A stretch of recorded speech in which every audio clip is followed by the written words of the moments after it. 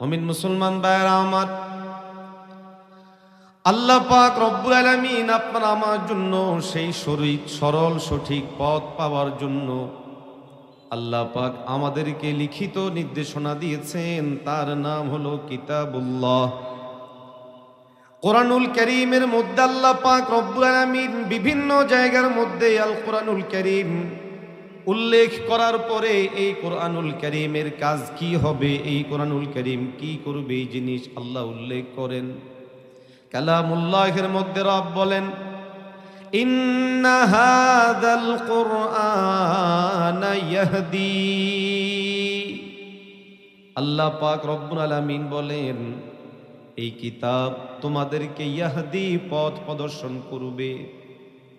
আল্লাহ পাক অপর আয়াতে কারিমার মধ্যে বলেন, যালিকাল কিতাবু লা রাইবা ফীহি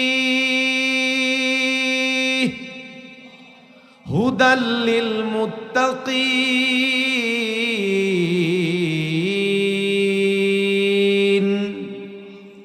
আল্লাহ পাক রব্বুল আলামিন কালামুল্লাহের মধ্যে বলেন, এই কিতাব হলো ওই কিতাব যেই কিতাবের মধ্যে কোনো সন্দেহ নাই। রব আরো একটু আগ বেড়ে বলে, এই কিতাব হলো হুদান, পথ প্রদর্শক, পথ নির্দেশক। আল্লাহর পক্ষ থেকে এই কিতাব তোমাদেরকে পথ প্রদর্শন করবে, এই ঘোষণা দিচ্ছেন কে? এই দুটো আয়াতে কারিমা সহ আরো অনেকগুলো আয়াত আছে যেখান থেকে বোঝা যায় আমরা যে সিরাতে মুস্তাকিমের জন্য, সরল সঠিক পথের জন্য রবের কাছে হেদায়েতের দোয়া করেছি, পথ নির্দেশনা চেয়েছি, আল্লাহ কিতাবুল্লাহ দিয়েছেন পথ নির্দেশনার জন্য। আব এই কিতাবুল্লাহকে বুঝিয়ে দেওয়ার জন্য কোরআন শরীফে আল্লাহ কোন জিনিস বলেছেন, কিভাবে করতে হবে, কিভাবে বাস্তবায়ন করতে হবে, এই জিনিসের জন্য আল্লাহ রিজালুল্লাহ দান করেছেন। আল্লাহর পক্ষ থেকে বিশেষভাবে নির্বাচিত, বিশেষভাবে চয়নকৃত, বিশেষ গুণে গুণান্বিত, বিশেষায়িত বান্দা আল্লাহ রব্বুল আলামিন আমাদেরকে দান করেছেন। তাদেরকে বলা হয় নবী, তাদেরকে বলা হয় রসুল। নবী এবং রসুলদের কাজ ছিল রবের পক্ষ থেকে যে নির্দেশনা দেয়া হয়েছে, বান্দা পৃথিবীতে কেমনে চলবে, কোন কাজ করবে, কোন কাজ ছাড়বে, এই সব জিনিসের ব্যাপারে রব প্র্যাকটিক্যালি দেখানোর জন্য, দেখিয়ে দেওয়ার জন্য, বুঝিয়ে দেওয়ার জন্য, বুঝানোর জন্য যুগে যুগে কালে কালে আল্লাহ নবীদের দান করেছে।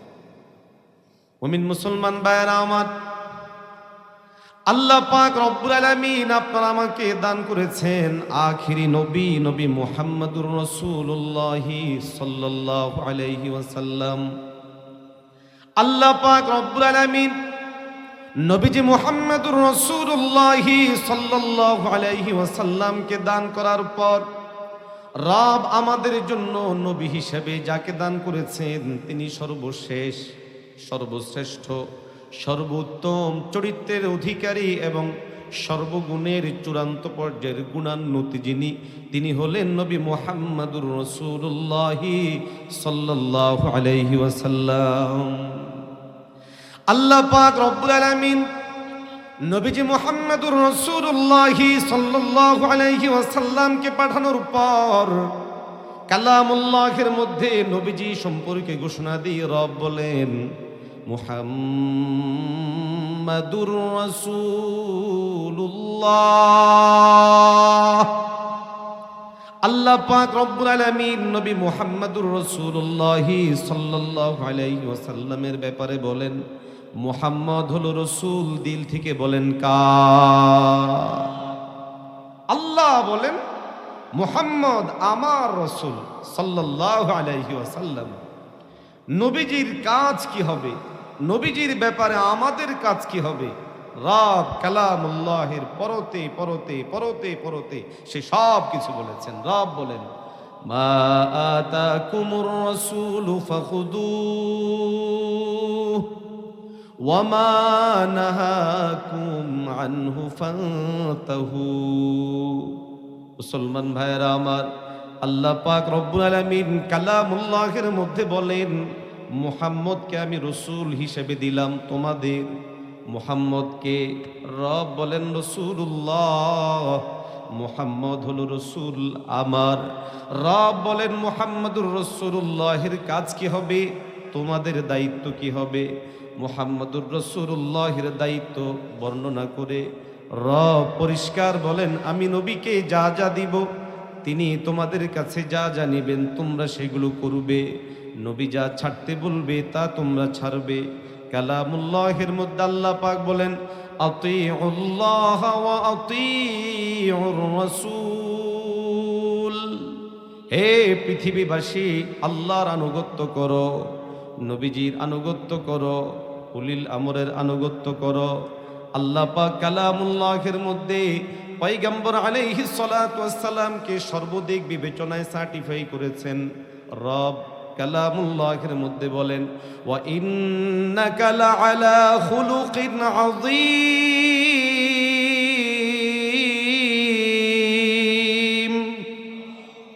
আল্লাহ পাক নবী মুহাম্মদুর রাসূলুল্লাহ সাল্লাল্লাহু আলাইহি ওয়াসাল্লাম সম্পর্কে বলেন,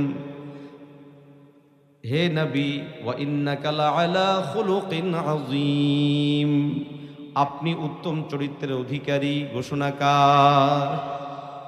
তাহলে আমরা সিরাতে মুস্তাকিমের উপর চলার জন্য, চিনার জন্য, চিনে জান্নাত পর্যন্ত পৌঁছার জন্য আল্লাহ আমাদেরকে দান করলেন কালামুল্লাহ, কোরআনকে।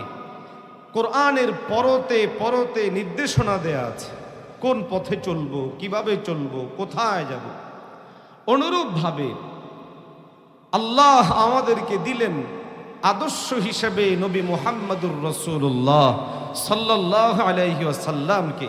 নবী এসে কোরআনের নির্দেশনাগুলো কোনটা কিভাবে করতে হবে। আল্লাহ তো বলেছেন নামাজ পড়ো, নামাজ কিভাবে পড়বো আল্লাহ নবীজিকে দিয়ে দেখিয়ে দিয়েছেন। কালামুল্লাহের মধ্যে নির্দেশনা আছে, আতুজ যাকাত, যাকাত দাও, কেমনে দিব।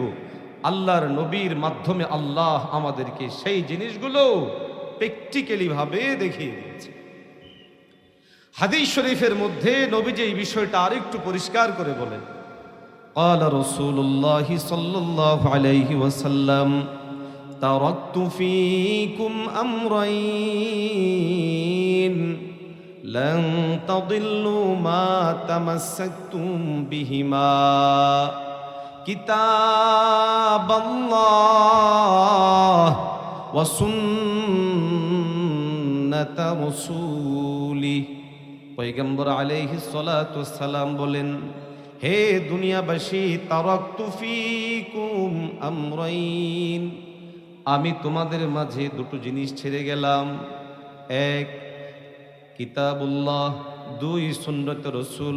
নবী বলেন, লান তাদিল্লু মা তামাসসাকতুম বিহিমা, ও দুনিয়াবাসী, যতক্ষণ পর্যন্ত তোমরা আঁকড়ে ধরবে, মজবুত করে ধরবে, ততক্ষণ পর্যন্ত তোমরা পথ হারা হবে না, পথভ্রষ্ট হবে না। জোরে বলেন সুবহানাল্লাহ। সিরাতে মুস্তাকিমের ব্যাপারে দুটো বিষয় পরিষ্কার বুঝলাম, যে আমি কালামুল্লাহকে আঁকড়ে ধরতে হবে জরুরি, আমি সুন্নত রসুলকে আঁকড়ে ধরতে হবে জরুরি। কোরআন ছেড়ে দিলে সিরাতে মুস্তাকিম থেকে বিচ্যুত হব, হাদিস ছেড়ে দিলে, সুন্নত রসুল ছেড়ে দিলে আমি সিরাতে মুস্তাকিম থেকে বিচ্যুত হব, পথ হারা হয়ে যাব।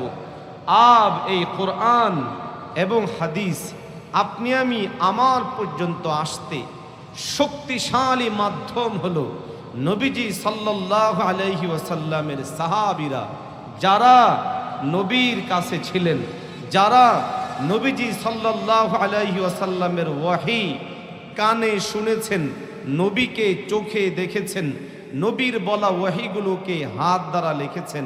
আওয়াজ দিয়ে বলেন ঠিক না ঠিক?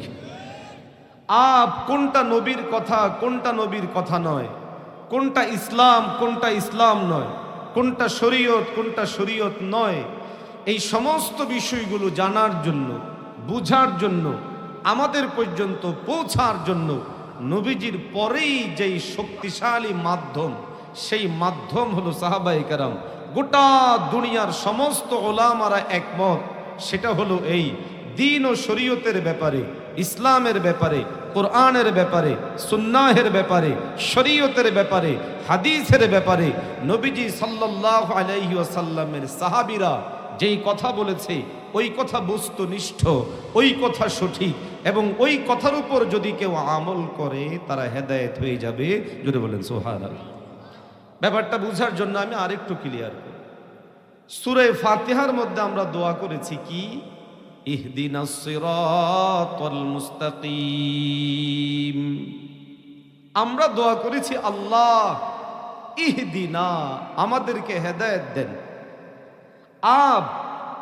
আল্লাহর নবী সাল্লাল্লাহু আলাইহি ওয়াসাল্লাম বলেন, আসহাবি কান্নুজুম বিআইহিম ইক্তাদাইতুম ইহতাদাইতুম।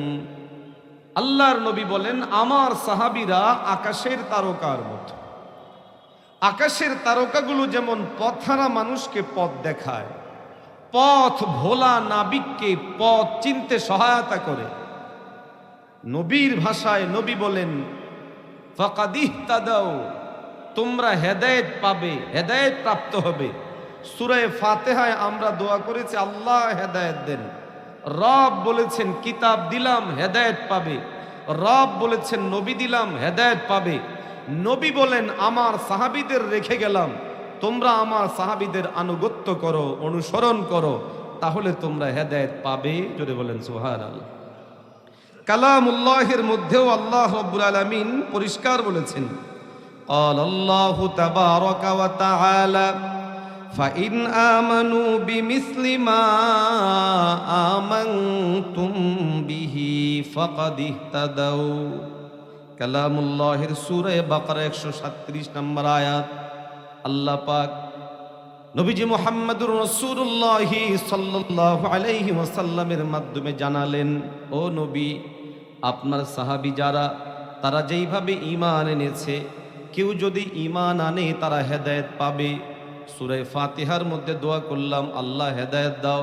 সূরা বাকারার মধ্যে আল্লাহ বলেন নবীর সাহাবী যারা, তাদের মতো ঈমান আনো, তাহলে তোমরা হেদায়েত পাবে। তাহলে সিরাত মুস্তাকিম এর উপর থাকতে হলে, পেতে হলে, চলতে হলে কোরআন লাগবে, সুন্নাহ লাগবে, নবীর রেখে যাওয়া সাহাবীদের আদর্শ লাগবে। যদি কেউ বলে কোরআন মানি না, ইমানদার হবে না বেঈমান? আরো আসতে বলেন। কেউ যদি বলে নবী মানি না, ইমানদার হবে না বেঈমান? কেউ যদি বলে নবী সাহাবীদের দেখানো মত পথ বুঝি না, তাহলে তারা পথ হারা হবে, পথচ্যুত হবে, পথ ভ্রষ্ট হবে। আওয়াজ দিয়ে বলে ঠিক না বেঠিক? এতটুকু আলোচনা যদি বুঝে থাকেন, আমি মৌলিক 3টা কথা বললাম। সিরাতে মুস্তাকিম চিনার জন্য আল্লাহ কালামুল্লাহ দান করেছেন আল কোরআন। কোরআনের কাজ হলো, কোরআনের মধ্যে আছে আপনি আমি কিভাবে সিরাতে মুস্তাকিমের উপরে চলব।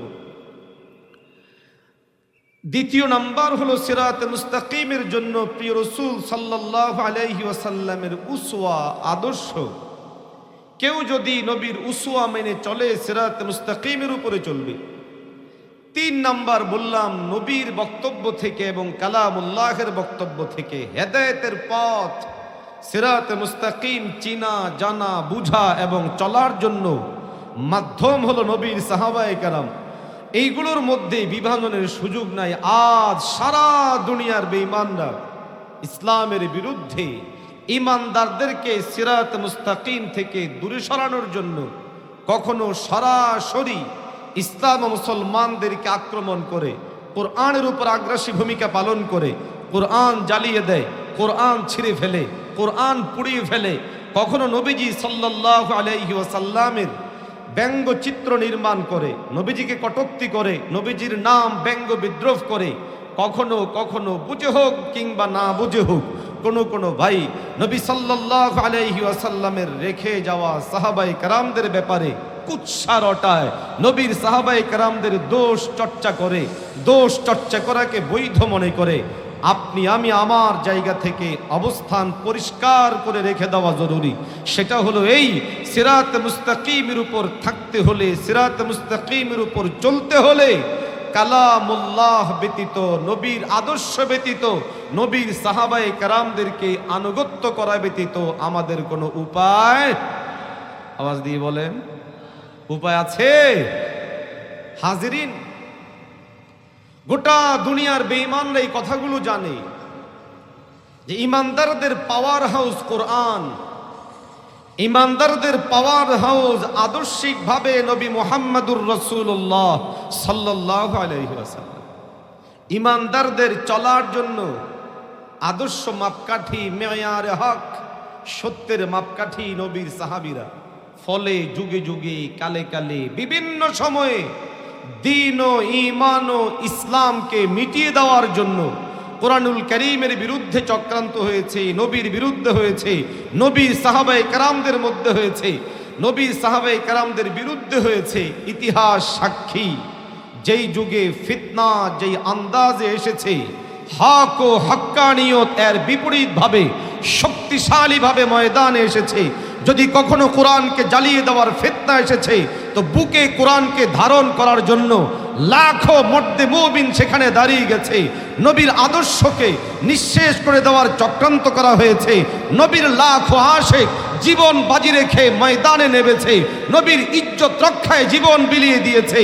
আজ যখন ফ্রান্সে নবীকে নিয়ে কটূক্তি করা হয়, কোরআন জ্বালিয়ে দেওয়া হয়, আমরা আমাদের জায়গা থেকে দীপ্ত শপথ গ্রহণ করতে চাই, আমাদেরকে পথচ্যুত করতে, ঈমানচ্যুত করতে, বেঈমান বানানোর জন্য যেই বা যারাই যেইভাবে কোরআনের বিরুদ্ধে ষড়যন্ত্র করছে, তাদের ব্যাপারে আমরা আমাদের জান জীবন বিলিয়ে দিয়ে হলেও কারা কারা প্রতিবাদ প্রতিহত করতে রাজি, একটু হাত তুলে বলে।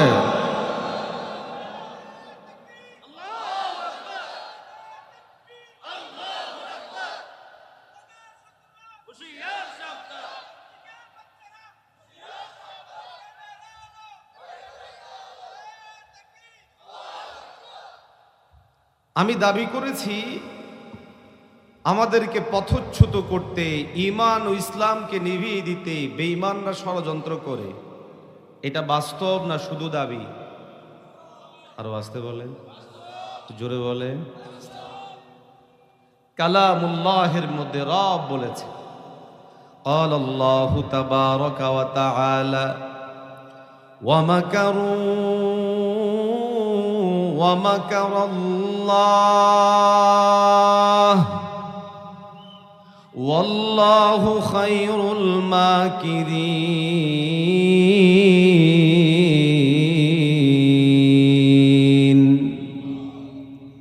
এই কথাটা কোরআন শরীফের মধ্যে আছে না নেই?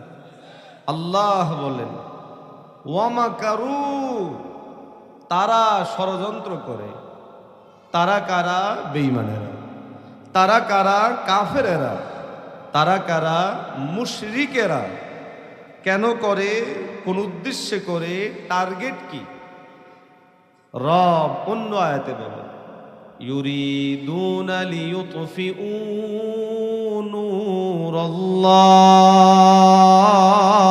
নূরাল্লাহ। রব বলেন তারা চায়, কোথাও লিইউতফিউ, কোথাও আইয়ুতফিউ।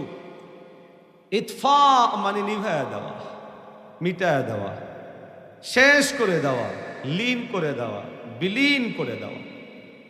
এখন এই চক্রান্ত ষড়যন্ত্রের উদ্দেশ্য দিনের বাতি নিভানো, আল্লাহর নূরকে নিভানো। তবে এটা ঠিক, গোটা দুনিয়ার বেঈমানরা যতই ষড়যন্ত্র করুক, ঈমান ও ইসলামকে আগেও নিভাতে পারেনি, আগামীতেও কোনোদিন নিভাতে পারবে না, পারবে না ইনশাআল্লাহ। আরো আসতে বলে, পারবে? বাকি ষড়যন্ত্র হয়, ষড়যন্ত্র আছে, ষড়যন্ত্র আগামীতে থাকবে, এই বিষয়গুলো আমাদের বোঝা দরকার, আছে না নাই? ষড়যন্ত্রের দুটো পার্ট, এক দৃশ্যমান ও আগ্রাসী। দৃশ্যমান ও আগ্রাসী ষড়যন্ত্রের নমুনা যেমন আফগানিস্তানে বোমা মেরেছে, ইরাকে বোমা মেরেছে, সিরিয়ায় বোমা মেরেছে। এগুলো আগ্রাসন ধ্বংসাত্মক আগ্রাসন এবং পরিষ্কারভাবে ঈমান ও ইসলামকে এবং মুসলমানদের ভূখণ্ডকে শেষ করে দেওয়ার আগ্রাসী এবং ধ্বংসাত্মক তৎপরতা। আরেকটা হলো আগ্রাসী কিন্তু ধ্বংসাত্মক না। যেমন মাঝে মধ্যেই আপনি আমি শুনি অমুক দেশে কোরআন শরীফ এভাবে হাতে নিয়ে জ্বালায়া দেয়। নাউজুবিল্লাহ বললেন, আপনাদের কি রসকস নাই নাকি? বলেন না নাউজুবিল্লাহ। কোরআন শরীফকে জ্বালিয়ে দিল, কোরআন শরীফকে ছিঁড়ে ফেলল, এটা আগ্রাসী তৎপরতা না? জোরে বলেন না। তবে ধ্বংসাত্মক না। অপরাপর কাউকে আঘাত দিচ্ছে না, আঘাতটা কোরআনে। আফগানিস্তানে হামলা, সিরিয়ায় হামলা, আরাকানে হামলা, জিনজিয়াং মুসলমানদেরকে নিধন, এই সবগুলো আগ্রাসন প্লাস ধ্বংসাত্মক আগ্রাসন। আর এগুলো আগ্রাসন, তবে ধ্বংসাত্মক না, সুকৌশল। কৌশলটা কি? কৌশল হলো এই যে বাতিগুলো জ্বলে, এই বাতিগুলো জ্বলার জন্য একটা পাওয়ার হাউসের সাথে সম্পর্ক আছে না নাই? জোরে বলেন। পজিটিভ নেগেটিভ তার মিলে একটা জায়গায় গিয়ে যুক্ত হয়েছে। আব এই সমস্ত বাতিগুলোকে একটা একটা করে পিটায়া পিটায়া ভাঙলেও মাঠটা অন্ধকার হবে, তবে এটা কষ্টসাধ্য। আরেকটা উপায় হলো এই গোটা লাইটগুলোর যেখানে সম্পর্ক সংযোগ, ওই সংযোগের জায়গা থেকে সরিয়ে দিবে। তখন গোটা মাঠের লাইটগুলো লাইটের জায়গাতেই থাকবে, ভাঙতেও হলো না। আবার তাদের যে উদ্দেশ্য অন্ধকার করে দেওয়া, অন্ধকারও হয়ে যাবে। বেঈমানরা জানে মুসলমান টিকে আছে আদর্শিকভাবে নবী মুহাম্মদুর রাসূলুল্লাহের আদর্শের উপরে। বেঈমানরা জানে ইসলাম ও মুসলমান টিকে আছে কোরআন ও কোরআনুল কারীমের যাবতীয় জিনিসকে ধারণ করার কারণে। এজন্য বেঈমানরা আগ্রাসন চালিয়ে, কোরআন জ্বালিয়ে, কোরআন পুড়িয়ে, কোরআনে প্রস্রাব করে, কোরআনে ছিঁড়ে আমাদের হৃদয় থেকে কোরআনের যেই নিয়ামত সেটাকে ছড়ায়া দিয়া, কোরআনুল কারীমের যে আকর্ষণ এটাকে নষ্ট করে, কালামুল্লাহের প্রতি আমাদের যে বিমুগ্ধতা এটাকে নিশ্চিহ্ন করে দিয়ে বেঈমানরা ইসলামকে নিভাতে চায়।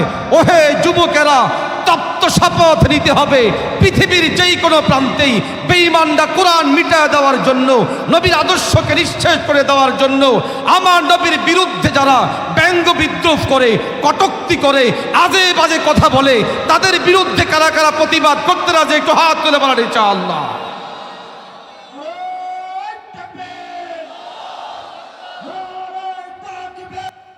কষ্ট হচ্ছে আপনাদের? হুজুর আসছে, খাবার খাচ্ছে, একটু সময় লাগবে না? নরওয়েতে কোরআন শরীফ জ্বালিয়ে দিল। একেবারে দিল থেকে সাদা মাটা কথা বলবেন। কোরআন শরীফের মধ্যে এমন কি সমস্যা আছে যেই সমস্যার জন্য কোরআন শরীফ জ্বালিয়ে দিতে হলো? মানবতা বিরোধী কিছু? জোরে বলেন। মানব সভ্যতার বিরোধী কিছু? ভুল কিছু? তাহলে কি সমস্যার কারণে কোরআনুল কারীমের মধ্যে আগুন দেওয়া হয়?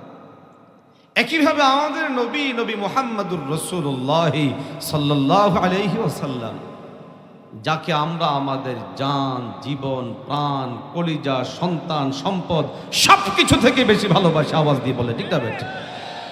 তো আমার নবীকে, যিনি গত হয়ে গেছেন 1400-1500 বছর আগে, যদি যৌক্তিক কোনো দাবি থাকে বলো, কিন্তু সেটা না করে আমার নবী সাল্লাল্লাহু আলাইহি ওয়াসাল্লামের কল্পিত ছবি এঁকে আমার নবীর নামে বিভিন্ন মুভি বানায়া নবীর চরিত্রে যারা কালিমা লেপন করতে চায়, এই বেঈমানদের আসল উদ্দেশ্য হলো আমাদের দিল থেকে, কলিজা থেকে ঈমানের নূরকে সরায়া আমাদেরকে সিরাতে মুস্তাকিম থেকে সরায়া দেওয়া। আওয়াজ দিয়ে বলেন ঠিক না ঠিক?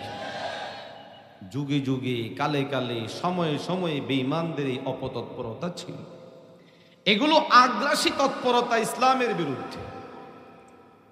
এগুলো আগ্রাসী তৎপরতা কোরআন নিয়ে, হাদিস নিয়ে, নবীর জীবনে নিয়ে। তবে আবার কিছু আগ্রাসন আছে এমন যেই আগ্রাসনগুলো আগ্রাসী না, আগ্রাসন তবে আগ্রাসী না, কৌশলী। কৌশলী আগ্রাসনের মধ্যে অন্যতম উল্লেখযোগ্য হলো আজ আমাদের শিক্ষা ব্যবস্থায় যেই ষড়যন্ত্র হচ্ছে, এই ষড়যন্ত্রটা হলো আগ্রাসন, আগ্রাসী স্টাইলে না, অত্যন্ত সুকৌশলে আমাদের সন্তানদের কলিজা থেকে কোরআনকে দূরে সরাইয়া দেওয়া হচ্ছে। আওয়াজ দিয়ে বলে ঠিক না? এই জায়গার কথাগুলো আমি খুব ধীরে বুঝানোর জন্য বলবো। আমি দাবি করেছি এটা আগ্রাসন। এর আগেই আমি শুরুতে দাবি করেছি সিরাতে মুস্তাকিমের উপর চলতে হলে, সিরাতে মুস্তাকিমের উপর থাকতে হলে, সিরাতে মুস্তাকিমের উপর অটল অবিচল থেকে জান্নাত পর্যন্ত পৌঁছতে হলে কোরআনের বিকল্প নাই, সুন্নাহের বিকল্প নাই, নববী আদর্শের বিকল্প নাই, এবং নবীর রেখে যাওয়া সাহাবাই কারামদের আনুগত্য অনুসরণের বিকল্প নাই। আমার এই দাবি আপনারা কি একমত না দ্বিমত? কারা কারা একমত একটু হাত তুলে বলি। নারে তাকবীর। বুঝে একমত না না বুঝে একমত? বুঝে একমত না না বুঝে একমত? হাত না বাদ। তাহলে সিরাত মুস্তাকিমের জন্য কোরআন লাগবে, একমত। সিরাত মুস্তাকিমের জন্য সুন্নত লাগবে, নবীর আদর্শ লাগবে, একমত। সিরাত মুস্তাকিমের উপর অটল অবিচল থাকতে হলে নবীর সাহাবীদের আদর্শ লাগবে, একমত না দ্বিমত? মাশাআল্লাহ। এবারে আসি, আমার দাবি ছিল সিরাতে মুস্তাকিম থেকে দূরে সরানোর জন্য ইসলামের বিরুদ্ধে বেঈমানদের কিছু ষড়যন্ত্র, কিছু আগ্রাসন ধ্বংসাত্মক, কিছু আগ্রাসন আগ্রাসী, ধ্বংসাত্মক না, আর কিছু আগ্রাসন ধ্বংসাত্মকও না, আগ্রাসীও না, কৌশলী। কেমন? টার্গেট তো কোরআন থেকে দূরে সরানো। এখন এই আগ্রাসনের নমুনা আমাদের শিক্ষা ব্যবস্থা। স্কুলগুলোতে আমাদের সন্তানের কথা চিন্তা করে বাংলা রাখা আছে, অঙ্ক রাখা আছে, ইংরেজি রাখা আছে, সমাজ রাখা আছে, বিজ্ঞান রাখা আছে, আরো আরো অনেক জিনিস আছে, কিন্তু কোরআন শরীফ। আরো আসতে বলে, আরো জোরে বলে, আরো জোরে বলে। আমাদের সন্তানদের কথা চিন্তা করে সেখানে গান বাজনাও ঢুকানো হয়েছে। আরো আসতে বলে, আছে না নাই? আমাদের সন্তানদের কথা চিন্তা করে যৌন শিক্ষাও ঢুকানো হয়েছে। আমাদের সন্তানদের কথা চিন্তা করে আরো অনেক জিনিস ঢুকানো হয়েছে। কেমনে প্রেম করতে হবে, কেমনে হাত ধরতে হবে, কেমনে আস্তে আস্তে করে আয়ত্তে আনতে হবে, কিভাবে লজ্জা ভাঙতে হবে। কিন্তু আমার শিক্ষা ব্যবস্থার মধ্যে শিশু ক্লাস থেকে নিয়ে শুরু করে মাস্টার্স পর্যন্ত কোরআন শরীফ রাখা হয়নি কেন? এই প্রশ্ন অন্তরে আসতে হবে, এই প্রশ্ন উঠাতে হবে, এই প্রশ্ন প্রত্যেকটা এরিয়া থেকে, সমাজ থেকে, অঞ্চল থেকে রাষ্ট্রের চূড়ান্ত পর্যন্ত উঠায়া এই আওয়াজ পৌঁছায় দিতে হবে। আমার সন্তানের জন্য কোরআনী শিক্ষার কোনো বিকল্প হতে পারে না, পারে না, পারে না। যদি বলে ঠিক না বেঠে? সব রাখা হলো, কিন্তু আমার সন্তানের জন্য আমাদের শিশুকালে হুজুর স্যার নামে হলো একজন থাকত। আরো আসতে বলে, ধর্ম শিক্ষার শিরোনামে ইসলামের জন্য আলাদা, হিন্দুর নামে আলাদা, বৌদ্ধের নামে আলাদা ধর্ম বই থাকতো। কিন্তু আজকে আছে, এখন আছে নৈতিক শিক্ষা। ধর্মকে সরিয়ে দিয়ে, কোরআনকে সরিয়ে দিয়ে কোনো শিক্ষা ব্যবস্থা পূর্ণ হতে পারে না। আরো আসতে বলেন। বিশেষত আমি যে ধর্ম লালন করি, আমি যে ধর্ম পালন করি, আমি বিশ্বাস করি কোরআন ব্যতীত এই জাতি শিক্ষিত হতে পারে, সুশিক্ষিত হতে পারবে না, মানুষ হতে পারে, কিন্তু চূড়ান্ত পর্যায়ের সুমানুষ তৈরি হবে না। অতএব কোরআন শরীফ আমার শিক্ষা ব্যবস্থায় ঢুকাতে হবে। এটা আপনার কারা কারা চান একটু হাত তুলে বলে। আল্লাহ হাতগুলো কবুল করেন, আল্লাহ হাতগুলোকে কবুল করেন। হাজিরিন, এটা হলো আগ্রাসন। তবে এমন আগ্রাসন যে আগ্রাসন আমরা অনেকেই বুঝি। জোরে বলেন না, আরো আসতে বলে। এই আগ্রাসন বুঝি না। এই জন্য আমাদের স্কুলের ছাত্ররা, শিক্ষকেরা, আমাদের আলিয়া মাদ্রাসার ছাত্ররা, শিক্ষকেরা নিবিড় ভূমিকা পালন করছে শিক্ষানীতির ব্যাপারে, অথচ বর্তমান সময়ের শিক্ষানীতির মতো এত কুখ্যাত শিক্ষানীতি আর কিচ্ছু হতে পারে না, যেখানে আমার সন্তানকে ট্রান্সজেন্ডারের মতো ঈমান বিধ্বংসী জিনিস শেখানো হচ্ছে, যেখানে আমার সন্তানকে গান শেখানো হচ্ছে, বাজনা শেখানো হচ্ছে। যৌন শিক্ষা চর্চা করার জন্য শিক্ষা মন্ত্রণালয় থেকে বারবার তৎপরতা চালানো হচ্ছে। মুসলমানের সন্তান যেই বিদ্যাপীঠে পড়ে সেখানে বিধর্মীয় কালচার পালন করতে হচ্ছে, সেখানে বিভিন্ন উৎসবকে কেন্দ্র করে কখনো কখনো কাউকে কাউকে ক্ষতি করার জন্য বিভিন্ন অপতৎপরতা চালানো হয়। আমি পরিষ্কার বলি, এটা আগ্রাসন, ইসলামের বিরুদ্ধে আগ্রাসন, শিক্ষার নামে এই আগ্রাসন মানি না, মানব না, মানতে আমরা প্রস্তুত নই। আওয়াজ দিয়ে বলা ঠিক না বেটে?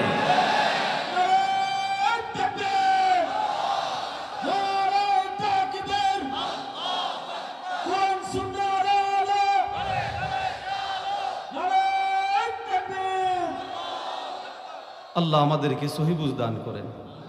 এতটুকু কথা পরিষ্কার? জোরে বলেন, জোরে বলেন। নাম্বার 2, সিরাত মুস্তাকিম থেকে আমাদেরকে দূরে সরানোর জন্য আমাদের নবীর বিরুদ্ধেও ষড়যন্ত্র আছে না নেই? রব বলেন, আমি আমার নবীকে সর্বোত্তম আখলাক দান করেছি। সুবহানাল্লাহ বলেন, জোরে বলেন না। বেঈমানেরা আগ্রাসীভাবে আমার নবীকে নিয়ে নাটক বানায়, মুভি বানায়, যেখানে নবীর বাহ্যিক চেহারাকে বিকৃত করে, যেখানে নবী সাল্লাল্লাহু আলাইহি ওয়াসাল্লামের আদর্শকে বিকৃতভাবে উপস্থাপন করে। আছে না নাই? মুমিন মুসলমান ভাইয়েরা আমার, নবীজি মুহাম্মদুর রাসূলুল্লাহ সাল্লাল্লাহু আলাইহি ওয়াসাল্লামের ব্যাপারে আল্লাহ পাক রব্বুল আলামিন কালামুল্লাহের মধ্যে বলেন, লাকাদ কানা লাকুম ফি রাসূলিল্লাহি উসওয়াতুন হাসানাহ।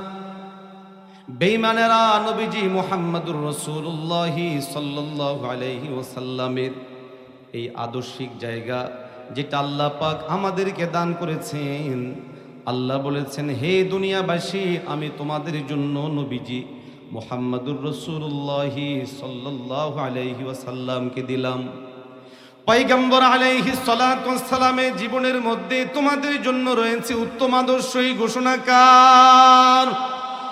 আল্লাহ পাক রব্বুল আলামিন কালামুল্লাহের মধ্যে পরিষ্কার ভাবে বলে, দুনিয়াবাসী, তোমরা যদি আমার মহব্বত ও ভালোবাসা পেতে চাও, আমার নবীর আনুগত্য করো। কালামুল্লাহের মধ্যে আল্লাহ পাক বলেন, কুল ইন কুনতুম তুহিব্বুনাল্লাহ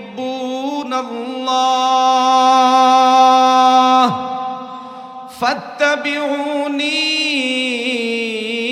ইউহিব্বুকুমুল্লাহ। আল্লাহ পাক রব্বুল আলামিন কালামুল্লাহের মধ্যে বলেন, হে নবী, আপনি লোকদেরকে জানিয়ে দিন, তোমরা যদি আল্লাহকে মহব্বত করতে চাও তো আমার নবীকে আনুগত্য করো, অনুসরণ করো। আল্লাহ পাক রব্বুল আলামিন নবীজি মুহাম্মদুর রাসূলুল্লাহ সাল্লাল্লাহু আলাইহি ওয়াসাল্লামের মাধ্যমে পরিষ্কার জানিয়ে দিয়ে বললেন, যদি আমার নবীর আনুগত্য অনুসরণ করো, তোমাদেরকে মহব্বত করবেন কে?